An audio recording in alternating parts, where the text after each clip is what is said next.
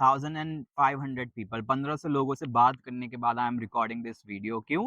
क्योंकि मैंने mutual funds में काम किया हुआ है एडवाइजरी साइड पर एंड रिटेल पोर्टफोलियो मैनेज किए हुए हैं। तो वहाँ पर we used to call people, we used to meet in person to people कि कैसे उनका पैसा मैनेज करना है, क्या-क्या उन्हें दिक्कत आती हैं और लोगों का फर्स्ट टाइम इन्वेस्ट कराते हुए क्या-क्या उन्हें डिफ़िकल्टीज़ होती है। तो वो सब बात करने के बाद, वो इतना एक्सपीरियंस गेन करने के बाद लास्ट 5 इयर्स में then I am talking to you and I am recording this video after that. तो फर्स्ट रूल जो मैं फॉलो करता हूँ अपना पैसा मैनेज करने में, तो वो है मेरा कि पहले आपको अपना पैसा सेव करना है, उसके बाद एक्सपेंसेस करने हैं अपने डे टू डे लाइफ के, अपने कोई भी एक्सपेंसेस हैं। अगर आपका सैलरी 1 लाख रुपए है देन पहले आपको अपना पैसा सेव करना है, उसके बाद पैसे को खर्च करना है। तो मैं पर्सनली क्या करता हूँ, मेरा जैसे ही सैलरी क्रेडिट होता है या फिर मुझे कोई भी बिज़नेस इनकम आता है, वो तो उसके लिए मेरा एक अलग अकाउंट है। तो जो भी मेरा अकाउंट्स में इनकम आता है, वो एक अलग अकाउंट है मेरा। तो उस अकाउंट को हम यहाँ पे बोल सकते हैं सैलरी अकाउंट मान लेते हैं चलो।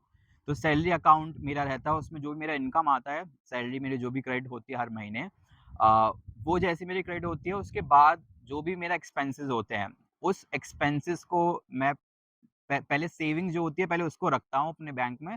लेट्स से मुझे 50% सेव करना है। तो 50% रखा मैंने और 50% मैं अपने सेविंग अकाउंट में ट्रांसफ़र कर देता हूँ, जहाँ से मैं सारे एक्सपेंसेस अपने चलाता हूँ। ग्रोसरी, फूड, हेल्थ, इंटरेस्ट हैं, उस पे क्या-क्या इन्वेस्ट करना है, कितने एक्सपेंसेस करना है, घर में, रेंट में, जो भी जाता है, ट्रैवलिंग में, तो वो सारा फिर मैं उस अकाउंट से मैनेज करता हूँ। उसी से सारा पैसा मेरा स्पेंड होता है और ये अकाउंट जो है सैलरी अकाउंट, इसमें जो भी मेरा पैसा आने वाला होता है या आता है सैलरी, बिज़नेस वगैरह, वो सारा इस अकाउंट में रहता है मेरा। तो ये रूल मैं फ़ॉलो करता हूँ कि भाई पहले यू हैव टू सेव, पहले पैसा बचाना है, फिर खर्च करना है। अदरवाइज़ तुम कहीं न कहीं पैसा चला ही जाएगा तुम्हारा। अगर तुम्हारे पास पैसा है देन कभी दोस्त बुला रहे हैं, कभी घर में कुछ हो रहा है, कभी किसी ने उधार माँग लिए तुमसे पैसे, तो वो सारी चीज़ें को अवॉइड करने के लिए पहले अपना पैसा सेव करो और उस पैसों को ऐसे छोड़ो कि उसको आप खर्च करना ही नहीं है, ठीक है? तो मेरा जो अकाउंट है सैलरी वाला उसको जो मेरा है उसमें पैसा उसको मैं खर्च करता ही नहीं हूँ अनटिल अनलेस कुछ इमरजेंसी आती है। सारा पैसा मेरा ये सेविंग अकाउंट्स में रहता है, उसी से मैं खर्च करता हूँ सारा अपना।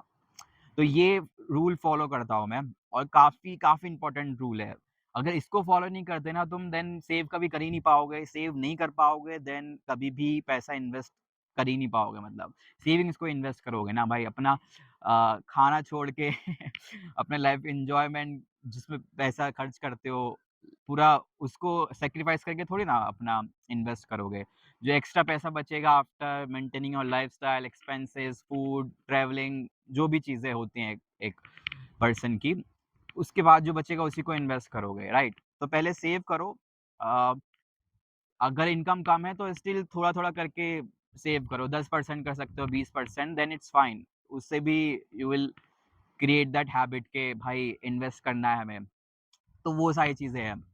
तो ये मेरा फर्स्ट रूल है जो मैं फॉलो करता हूँ जैसे सैलरी आता है। दूसरा रूल है इसमें मेरा कि तुम्हारा जो इनकम है और तुम्हारे जो एक्सपेंसेस हैं, तुम्हारे एक्सपेंसेस कभी भी तुम्हारी इनकम से ज़्यादा ना हो, ठीक है? तुम्हारे इनकम से ज़्यादा कभी भी तुम्हारे एक्सपेंसेस ना हो। ये रूल मैं बहुत रिलीजियसली फॉलो करता हूँ कि इनकम हमेशा ज़्यादा होनी चाहिए तुम्हारे एक्सपेंसेस से, तभी लाइक नेचुरली तभी सेव कर पाओगे। और ये जो रूल है ना इट्स वेरी इंटरेस्टिंग कि भाई हर चीज़ पे लागू होता है ये रूल। कैसे? एक कंट्री है, वो भी जब अपना बजट देखते हो तो उसमें भी सबसे ज़्यादा इम्पोर्टेंट यही होता है कि उसका जो इनकम है, वो एक्सपेंसेस और इनकम और एक्सपेंसेस है, उसका इक्वेशन सही बैठे। अगर एक देश ज़्यादा डेट ले लेगा, उसके ज़्यादा एक्सपेंसेस बढ़ जाएँगे। तो जैसे होता है ना डेट टू जीडीपी रेशियो होता है, वो कंट्रीज़ का देखा जाता है कि कंट्री पे कर्ज़ कितना है, उसकी इनकम से ज़्यादा उस पे कर्ज़ है या उसके एक्सपेंसेस उसकी इनकम से ज़्यादा है। बजट में भी यही देखा जाता है, बजट डेफ़िसिट हो जाता है अगर इनकम ज़्यादा है और एक्सपेंसेस कम है, तो ये बहुत इम्पोर्टेंट है और कंपनीज़ में भी किसी बिज़नेस को आप चलाते हो, उसमें भी सबसे ज़्यादा इम्पोर्टेंट यही हो जाता है कि तुम्हारे जो एक्सपेंसेस हैं, वो तुम्हारी इनकम से कम ही रहें। स्टेबल बिज़नेस की बात कर रहा हूँ मैं। स्टार्टअप है तो स्टिल स्टार्टिंग में तो तुम्हें ज़्यादा लाइक पैसा स्पेंड करना पड़ेगा, बट प्रॉपर बिज़नेसेस वे तभी चल पाते हैं जब उनका इनकम ज़्यादा होता है और एक्सपेंसेस कम होता है, तभी बीच का जो पार्ट है, वो प्रॉफ़िट कहलाता है, राइट? तो ऐसे ही सारी चीज़ें चलती है। तो यही सेम चीज़ हमारे पर्सनल फाइनेंस पे भी लागू होती है, जिसमें हमारी इनकम ज़्यादा होनी चाहिए हमारे एक्सपेंसेस पे। तो कई सारे लोग क्या करते हैं, क्रेडिट कार्ड ले लेते हैं, डेट ले लेते हैं, तो उनका जो एक्सपेंस है वो उनकी इनकम से ज़्यादा हो जाता है। राइट? अपना एक लाइफ़स्टाइल इतना ज़्यादा कर लेते हैं कि उनकी इनकम कम पड़ जाती है उस लाइफ़स्टाइल के लिए। तो इट्स नॉट बैड कि लाइफ़स्टाइल अच्छा नहीं रखना चाहिए, ये नहीं रखना चाहिए, बट इट्स इम्पोर्टेंट कि भाई अगर लाइफ़स्टाइल तुम्हें वैसा चाहिए कि 2 लाख पर मंथ वाला चाहिए, then at least earn 3 lakh per month, right? Income भी तो बढ़ाओ ना, अदरवाइज़ ये बीच का जो गैप है ये डेट में आएगा आपके। क्रेडिट कार्ड ये बीच का गैप फ़िल करेगा आपका, तो वो नहीं होना चाहिए क्योंकि डेट में एक बार पड़ गया और इनकम नहीं है, सेविंग्स नहीं है, देन उस पूरे सर्कल में फँस जाओगे तुम, interest payment minimum due payment, वो सारी चीज़ें करते हैं, then I have seen people भाई, आई हैव सीन पीपल जिन्होंने 10, 15, 20 लाख का लोन ले लिया है and now they are just stucking like in their job, कुछ कर नहीं पा रहे हैं, छोटा बिज़नेस है उसमें अटक गए हैं। ईएमआई चल रही है 50,000, 1 लाख की, वो सारी चीज़ें नहीं करनी है, ठीक है? करोगे देन उसमें फँस जाओगे, इन्वेस्ट फिर भूल ही जाओ, सेव ही नहीं हो पाएगा, तब तुम अपनी इनकम से ज़्यादा एक्सपेंड कर रहे हो, देन सेविंग्स का तो कुछ वो ही नहीं है ना, सेव नहीं होंगे देन इन्वेस्ट कहाँ से ही करोगे मतलब राइट? तो वो काफ़ी इम्पोर्टेंट रूल है मेरे लिए जो मैं ऐसे फॉलो करता हूँ किसी भी चीज़ में, बिज़नेस में या अपने पर्सनल चीज़ में कि स्पेंडिंग जो है वो हमेशा कम हो इनकम से।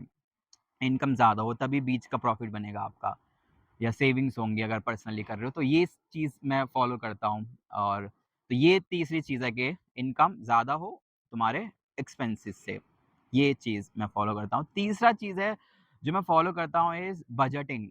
तो जैसे ही मेरी सैलरी आती है हर मंथ की स्टार्टिंग में मैं पूरा मंथ का प्लान बनाता हूँ कि क्या-क्या मेरे एक्सपेंसेस रहने वाले हैं। मोस्टली सेम रहते हैं एक्सपेंसेस फूड और रेंट और ग्रोसरी जो भी मेडिसिन्स या फिर कुछ भी जो छोटे-मोटे एक्सपेंसेस हैं वो सेम रहते हैं मोस्टली। बट कई बार ट्रैवल कर रहे हैं, कुछ फेस्टिवल्स आ गए या कुछ बड़ा परचेज़ करना है, बाइक खरीदनी है लेट्स से या कुछ और बड़ा एक्सपेंस करना है, फर्नीचर खरीदना है घर का, तो उसको भी पहले से ही बजटिंग में डाल देते हैं ताकि सेविंग अकाउंट में पैसा ट्रांसफ़र कर लें सैलरी अकाउंट से उसी टाइम। तो वो मैं फ़ॉलो करता हूँ, जिसमें बजटिंग करता हूँ, पूरे मंथ के एक्सपेंसेस देखता हूँ कितना होगा, ट्रैवलिंग करना है मुझे उसमें लमसम कितना मेरा खर्चा आने वाला है। तो वो फ़ॉलो करके मुझे एक रफ़ एस्टीमेट मिल जाता है कि इस बार कितना खर्चा होगा एंड देन वही पैसा मैं अपने सेविंग अकाउंट में डालता हूँ, उसको यूज़ करता हूँ बेसिकली। तो ये काफ़ी अच्छा रहता है। मुझे पता रहता है कि मंथ एंड तक मेरे पास कितना सेविंग होगा, तो मैं आने वाले 3-4 महीने या 6 महीने का अपना प्रोजेक्शन भी कर सकता हूँ कि इतना लमसम मेरा बिज़नेस से आएगा, इतना सैलरी फ़िक्स्ड है, फ़िक्स्ड सैलरी में इतना आएगा ही आएगा और इतने मेरे एक्सपेंसेस होंगे मोटे-मोटे जो मुझे स्पेंड करने होंगे। तो वो बहुत ज़्यादा हेल्पफुल रहता है मेरा। एक मेरे दिमाग में रहता है कि कितना खर्चा होने वाला है मेरा सारी चीज़ों में। तो इट्स वेरी हेल्पफुल। सबको करना चाहिए budgeting. If you do not want to do पूरा वो एक्सेल वाला थिंग बट स्टिल माइंड में थोड़ा-सा तो रहना चाहिए कि भाई इसमें इतना पैसा जाएगा, इसमें इतना पैसा जाएगा, मोटा-मोटा मेरा इतना खर्च होगा, इतना मेरा इनकम है, इतना सेविंग होगा क्योंकि तभी इन्वेस्ट कर पाओगे ना, जो सेव होगा देन बजटिंग करके पता चलेगा कि एक्सपेंसेस कितने रहेंगे। एंड इट्स वेरी इंपोर्टेंट उस पॉइंट ऑफ व्यू से भी कि बजटिंग करके मुझे ये पता चल जाता है कि मुझे कितना स्पेंड करना है। अदरवाइज़ मेरा क्या रहता है मैं पैसा मैंने सेविंग अकाउंट में डाला, देन उसके बाद कुछ भी खरीदना है, खाना है, पीना है, मेरे दिमाग में नहीं होता कि मेरे पास पैसा कितना है। जस्ट पे करता रहता हूँ मैं। तो उससे मुझे पता चल जाता है एंकर पता चल जाता है कि भाई कितना करना है। क्योंकि कई बार सेविंग अकाउंट में बहुत ज़्यादा पैसा डाल देता हूँ मैं, तो वो भी मेरा कैरी फॉरवर्ड हो जाता है नेक्स्ट मंथ के लिए। जैसे मान लो मैंने सेविंग अकाउंट में 70,000 रुपए डाले इस मंथ के, तो मंथ एंड आते-आते मेरा खाली 50,000 ही यूज़ हुआ, तो 20,000 बच गया, राइट? तो 20,000 मैं नेक्स्ट मंथ के उसमें डाल देता हूँ कि अब नेक्स्ट टाइम जब करने होंगे मुझे 70,000 तो खाली 50,000 ही डालूँगा मैं नेक्स्ट मंथ में अपने बजटिंग के लिए। तो वो बहुत ज़्यादा इम्पोर्टेंट है, तो बजटिंग से वो थोड़ा आइडिया मिल जाता है। तो ये मेरा 3rd है जो मैं फ़ॉलो करता हूँ कि भाई मंथ की स्टार्टिंग में हमें बजटिंग करनी है कि इतना एक्सपेंसेस हमारा जाने वाला है इस मंथ। ये तीसरा है। 4th मैं कहूँगा जो 4th कहूँगा मैं इन्वेस्टिंग को। तो जो भी सेविंग अब बच गई है बजटिंग के बाद, सेविंग्स के बाद, उसको मैं अपना इन्वेस्ट कर देता हूँ, इक्विटीज़ में, डेट में, दोनों में। तो मोस्टली म्यूचुअल फंड्स में इन्वेस्ट करता हूँ मैं, क्योंकि मेरा जॉब है, बिज़नेसेस हैं, तो मुझे स्टॉक एनालिसिस का ज़्यादा टाइम मिलता नहीं है। तो mutual fund is the best thing for me and for most of us, क्योंकि हम सारे कुछ ना कुछ कर रहे हैं एंड स्टॉक्स में गाइस बहुत ज़्यादा टाइम इन्वेस्ट करना पड़ता है, तब जाके होता है। उसमें भी रिस्क रहता है, उसको डाइवर्सिफ़ाई करना, क्वार्टरली रिपोर्ट्स पढ़ना, एनुअल रिपोर्ट्स पढ़ना, पी&एल अकाउंट एनालिसिस करना, सीईओ या फिर जो मैनेजमेंट है उसको उसका एनालिसिस करना and then up to date रहना एटलीस्ट मंथ टू मंथ। तो कि कुछ दिक्कत हो रही है कंपनी में, then you have to transfer और लाइक सेल करना है उसको, स्टॉक को। तो उस सब का टाइम नहीं मिल पाता है, इतनी सारी चीज़ें चल रही हैं, इस वजह से मैं म्यूचुअल फंड्स प्रेफ़र करता हूँ। म्यूचुअल फंड्स में मोस्टली इक्विटी और डेट में रखता हूँ। उसमें हम कभी बाद में बात करेंगे कि कैसे पूरा इन्वेस्ट करता हूँ मैं।